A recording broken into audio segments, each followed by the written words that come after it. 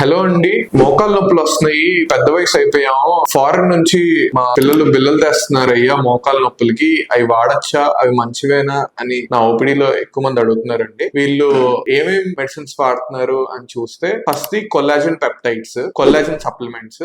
ఇవేంటంటే మన జాయింట్ లో ఉన్న కార్టిలేజ్ ని బిల్డ్ చేయడానికి, దాంట్లో ఉన్న సప్లిమెంట్స్ ని ఎన్హాన్స్ చేయడానికి యూజ్ అయ్యే టాబ్లెట్స్. ఇవి definitely early stage of arthritis లో హెల్ప్ అవుతాయి. అండ్ 12 వీక్స్ కంటిన్యూస్ గా వాడాలి to have a good result. అట్లా దాని రిజల్ట్ మీరు ఎంజాయ్ చేయాలి అంటే. రెండోది glucosamine కాండ్రైటిన్ sulphate combinations.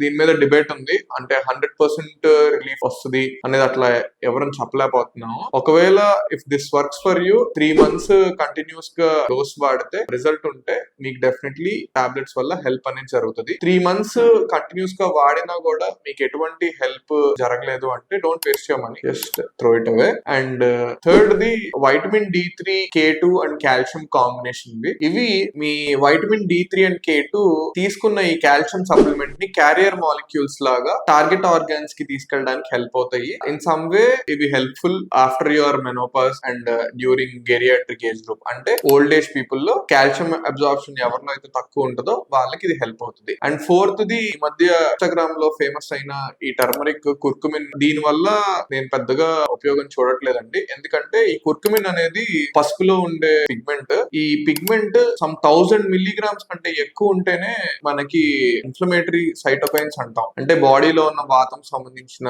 Inflammatory mediators వాటన్నిటిని తగ్గించడానికి యూజ్ అయ్యే పిగ్మెంట్. సో వీటిలన్నింటిలోకి నేను ఎవాల్యుయేట్ చేస్తే నేను చెప్పేది ఏంటంటే collagen peptides and calcium with vitamin D3 and K2 combinations is more helpful than rest of all others for your joint and bone health. Thank you.